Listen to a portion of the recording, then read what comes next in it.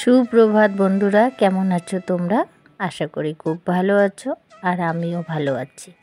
তো আজকেও একটা নতুন ব্লগে তোমাদের সঙ্গে দেখা।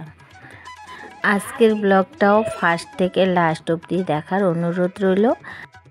তো ভাবলাম যে না, বিছানার চাদরগুলো চেঞ্জ করি। তো নোংরাও একটু হয়ে গেছে, তা যেহেতু ধুলোবালির দিন তার জন্যই তাড়াতাড়ি করে আর কি ধোয়া কাচা করতে হয়। আর আজকে এই রুমটাও আর কি, ছেলে মেয়েদের রুমটাও আর কি মানে পরিষ্কার করব, বেড কাভার চেঞ্জ করব। এটা তো তোমাদেরকে দেখানোই হয় না, এই রুমটার মানে বেডশিট চেঞ্জ কিছুই দেখা হয় না, কারণ এই রুমটায় ওরা একটু লেটে ওঠে তার জন্য। তো ওরাও আজকে সকাল সকাল উঠে পড়েছে, উঠে প্রাইভেট চলে গেছে, পড়তে চলে গেছে।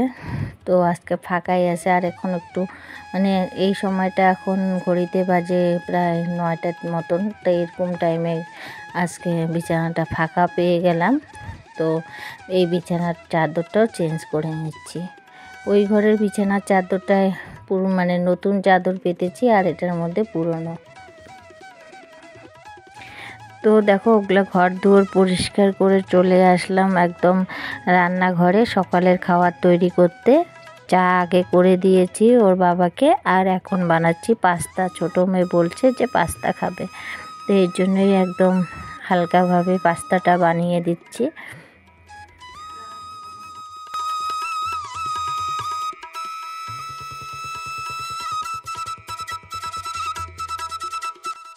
তারপরে সকালবেলা পাস্তা চা সবারই খাওয়া হয়ে গেল। আজকেও আমি আজকে আবার একটু পাস্তা মানে খেয়ে ফেললাম।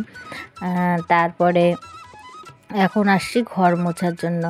তো সকালবেলা কিন্তু যখন আমি ঘরটা ঝাড়ু দিয়েছিলাম তখন একদম ক্লিন করে মানে খুব ভালো করে ঝাড়ু দিয়েছি, কারণ হলো যে ঘর মুছবো জন্যেই।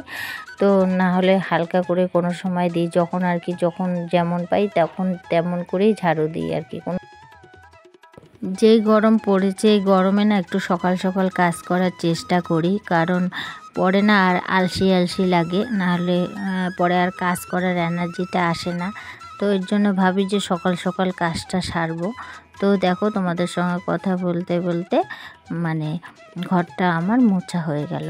এখন স্নান করে তারপরে রান্নাঘরে যাব, দুপুরে রান্না। তারপরে স্নান করলাম, তারপরে রান্নাঘরে আসলাম, এসে দেখি ওর বাবা আবার মাছ নিয়ে আসছে। তো স্নান করে আমি মাছটা বেশিরভাগ ধুই না, কিন্তু হলো ওর বাবার আবার আজকে খুব তাড়া ছিল, কি করব আর, পরে মাছটা আমাকেই ধুতে লাগলো, কারণ ওর বাবার আবার তাল ছিল, মাছ দিয়ে চলে গেছে। তো এই জন্যেই আর কি আমার মাছটা ধুতে লাগলো, না হলে স্নান করে এসে না আমার মাছ ধুতে না একদমই ভালো লাগে না। কি করা যাবে, এখন ওর বাবার তাল ছিল, তো এখন করার কিছু নেই। তো এর জন্যই এখন আমি মাছটা ধুয়ে তারপরে রান্না বসাবো। তারপরে দেখো, এখন আমি গ্যাসটা ধরিয়ে দিলাম। এখন মাছটা আমি এই যে মাছ আমি যদি ধুয়ে কিন্তু আমি এরকম চালনির মধ্যে আর কি রেখে দিই। না হলে না, মাছ যদি মনে করো কোনো গামলায় ঠামলায় ধুয়ে রাখো, দেখবা একটু হলেও জল থাকবে, আর ওই জল চিপচিপে মাছ আমার কিন্তু একদমই ভালো লাগে না। তো আমি এরকম ঝুড়িতে রেখে তারপরে এই যে এরকম করি, এক ফোঁটাও জল থাকে না। আর এরকম করে মাছটা ভাজতেও আর কি মাখতেও ভালো লাগে আর ভাজতেও ভালো লাগে। তো এই যে এরকম করে এখন মানে লবণ হলুদটা মেখে নিলাম। আমি মাছ ভাজা বসিয়ে দিয়ে কিন্তু সবজি কাটবো। আমার কিন্তু আজকে সকালে সবজি কাটাও হয়নি। তো এই যে এখন মাছগুলো মানে বসিয়ে দিয়ে তারপরে সবজিগুলো কেটে নিব। আর ঘরে অনেকগুলো সবজি আছে, তো দেখি কি কি রান্না করি।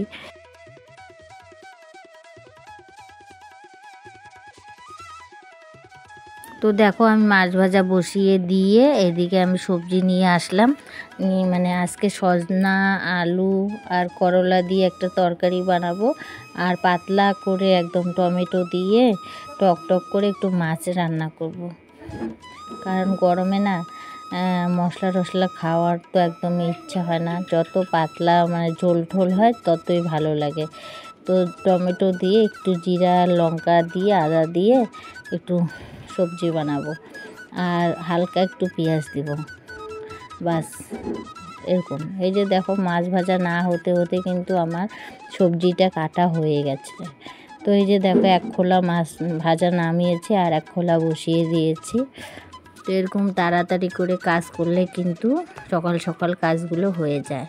তারপরে এই যে দেখো আমার মাছ ভাজা হওয়ার পরে সেই মাছের তেলেই আর কি আমি কিন্তু তরকারিতে সম্বার দিয়ে দিলাম।